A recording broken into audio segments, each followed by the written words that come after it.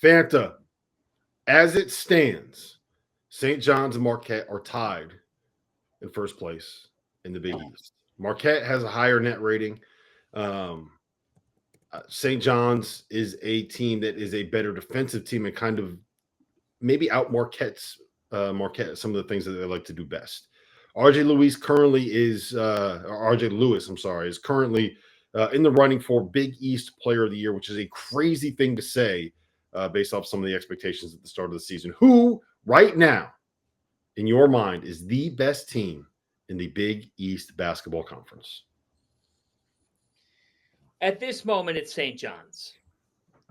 Big picture, St. John's has yet to play Connecticut. They've yet to play Marquette. And they still have to go back to Georgetown after that game was close. And I'm interested to see what happens next week when they do go there. And they have Xavier tonight. At this moment, it's St. John's. But when you look at St. John's schedule in February 4th, Marquette. February 7th, at UConn. February 12th, at Nova. February 16th, Creighton. Then at DePaul, then back home against UConn. Mm-hmm. So that schedule, their February is a gauntlet. So they're rolling right now. There's no question about it. They are a really special team. I mean, they take your manhood. They outwork you. This is a Rick Pitino team. Absolutely. No, they do. Down the stretch in these games, you watch, I'm watching opponents just run out of life, and they just wear nut cutting, Fanta. Yeah, that's what they do. And Lewis is playing at such a high level. Zuby Ejiofor is the most improved player in the Big East and one of the most improved players in America. When Sim Wilcher or Aaron Scott give them any three-pointers, everything rolls for them. They have a big game tonight against a Xavier team that I talked with Shaka Smart yesterday, and Shaka basically told me, more or less, he thinks that Xavier is going to have a huge last month and change. He said they are. I agree with that. Actually, 100%. So I'm really interested to see what happens tonight. I just have this gut in my deep gut, and it's deep, that I think that Marquette is going to find a way to win the Big East regular season. But if you were asking me who's going to make the deepest run in the tournament in this league and who's going to win the Big East tournament, I would actually lean more towards St. John's on that. And I will say this is the last point I'll make. There is a team that's won 6 of 7, and they've already played a lot of road games. They've already played at Marquette and at UConn, and that's the Creighton Blue Jays. Mm-hmm. Don't sleep on Greg McDermott's team, 6-1 in their last 7, playing terrific basketball, and Jemiah Neal has figured it out. You trying to tell me that Creighton gets better as the season goes on? Yeah, we talked about that last night. Yeah. No, it's amazing, man. They Greg McDermott's awesome. Your point about Zuby Ejiofor becoming a beast for Rick Pitino. Sometimes, when you transfer from one system to another, it takes some time. Look at all like the Montrezl Harrells of the world. Look at who's been really good at the 5 spot for Rick Pitino. It's those junkyard dogs. And whenever you get that guy in there and they're playing a certain type of way and you have the guard creation that St. John's does, throw in the fact that defensively they're elite. Right now, I love Marquette, but I think St. John's is right there with it.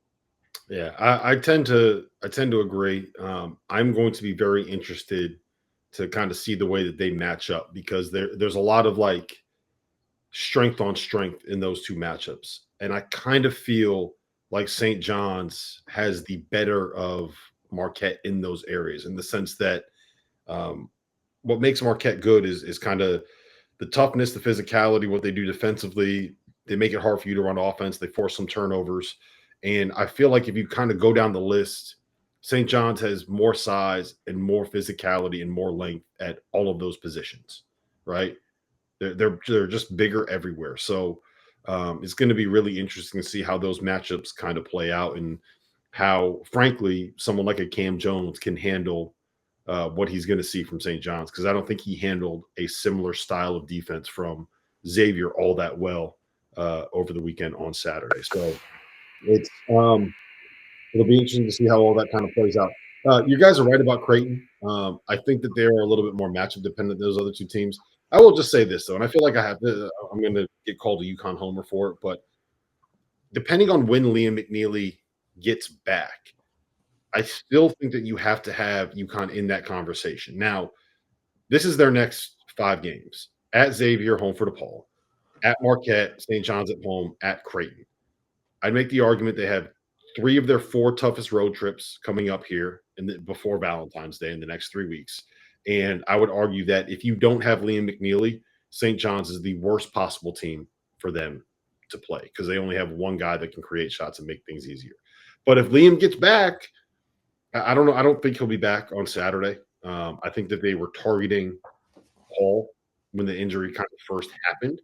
But I mean, though that like this is the run. This is the 5-game stretch where if UConn's going to win the Big East regular season title, they have to win 2 of those 3 road games, in my opinion. I don't know if they can do it without Liam McNeely. They need him back. They need him back. How do you? Last thing, T.O., and then we'll wrap it up. How do you fix this defense? If you are, can you fix this defense if you are UConn? If you're Dan Hurley, is it possible to do? If anybody's going to do it, it's going to be Dan Hurley. And truth be told, guys, I didn't get to see the game because I was traveling, and it's a long trip. You know, I had to drive another hour and a half. If anybody's going to do it, it's going to be Dan Hurley. Yeah, they just – I think individually UConn does not have the defenders that they need to be able to play. There's also – I mean, guys, Samson Johnson's good. Like, Terrace Reed's good. There's no Donovan Clingan down there. There's no Adama Sanogo down there. Yeah. That can fix things. Andre Jackson's not on the floor. That's what I'm saying. Like, you don't have the same personnel thing. It's a personnel thing. Sometimes you just have to guard as a team. And hey, guys, like UConn's still in the top 25. Yeah. Like they're not a bad team. They're just not going to win the national championship. And that's okay. Like how many teams you can't rattle off that many. Success. Huh? Victim of own success. Exactly. UConn's still really good. They're top 10 team in offensive efficiency. They don't have the same kind of dudes that they've had defensively over the last couple of years. And that's okay. They're still a top 25 10. They can still win a game or two in the tournament, make the Sweet 16, just not going to win a national championship. But like you have to be able to have those guys. You have to be a couple of things have to happen to win a national championship. You got to get a little bit lucky, and you have to be healthy. Mm-hmm. So, but luck kind of dissipates sometimes when you have a big man in the middle like Adama Sanogo, Andre Jackson, guys that can really cover a lot of space quickly. Or if not quickly, then they just take up a lot of space. Well, I mean, and the other part of it is you have a shutdown defender in Steph Castle. You can put on anyone, turns the water off. Right? You have big guys that can. It's a personnel thing. Yeah, climb on the perimeter and funnel you to Donovan Clingan at the rim, and it's not going to matter because he's going to erase everything in and around the paint. You don't have that anymore. Your guards are smaller. Solo Ball's like 6'2", 185. Hassan Diarra is 6 foot on a good day. And the level of individual defender, like Jalen Stewart, is not Steph Castle. Respectfully, like there aren't a lot of people that are Steph Castle. Jalen Stewart's not one of them. Listen, T.O.'s got to go. He's itching to run because he's got to get to a Utah State shoot around. Who do they have tonight? Nevada. On Kobe Sanders, FS1 tonight. Kobe Sanders, 6'9" point guard, the 4th tallest team in college basketball. Nick Davidson is a delightful interview if you want to get involved in that, and you are going to absolutely. I'm sure you've already watched plenty of film on him. Yeah, but Max Falslev is he's awesome. He's shooting great percentages. Hey, the funny thing about Falslev, look at his 3-point. No, you're not. No, I got it now, Fanta. I got it. Don't you worry your little heart. We're talking about. I got it. Mesa Falslev. Here's an interesting stat. He's shooting like 50-something% from 3. He's shooting 45% from 3 and like 52% from the free throw line. It's the weirdest thing I've ever seen. His splits are hilarious. Anyway, go ahead, Fanta. Sorry. I can't help but poke at you a little bit because I know it hurt your feelings. Jay Adams just said, I hate it when mom and dad fight. Who said that? My last word came at 11:39:50. I've been timing it out. Y'all just spent 5 minutes. It wasn't me talking. 11:39:50. It's 9:43.